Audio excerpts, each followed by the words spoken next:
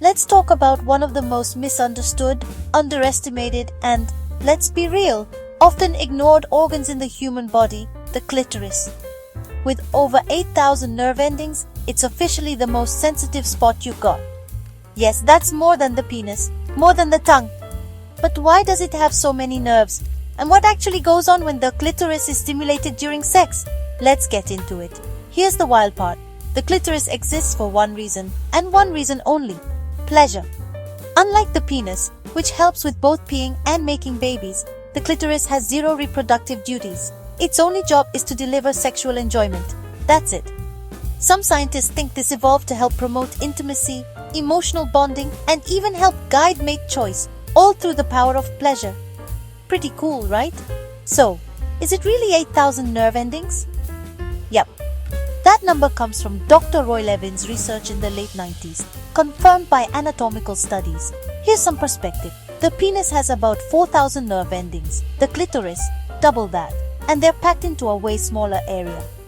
That's why even a light touch can feel super intense, or if you're not careful, even uncomfortable. And here's something most people don't know. The visible clitoris, the little glands you can see, is just the tip of the iceberg.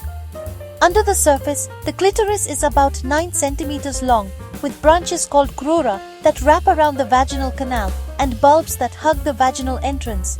Altogether, it's shaped like a wishbone and can fill with blood and become erect, just like a penis. So what actually happens during arousal?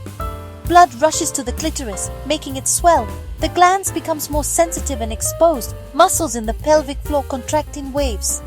This makes the clitoris incredibly responsive to any kind of touch, pressure, or vibration. Meanwhile, your brain releases oxytocin, dopamine, and endorphins. That's pleasure, bonding, and relaxation in one go.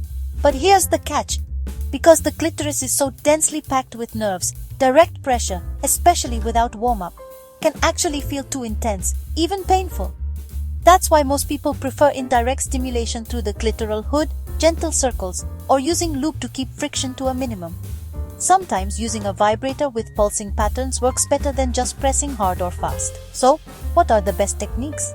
Science says, start slow, explore around the vulva first, then the clitoris. Use lube, always a good move. Try touching through the clitoral hood for a softer feel. Build a rhythm, circles, tapping, or side to side, not just pressure. And remember, emotional connection is huge. Your brain needs to feel safe and turned on too.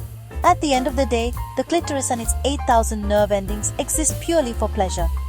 Understanding how it works and communicating about what feels good isn't just about chasing orgasm.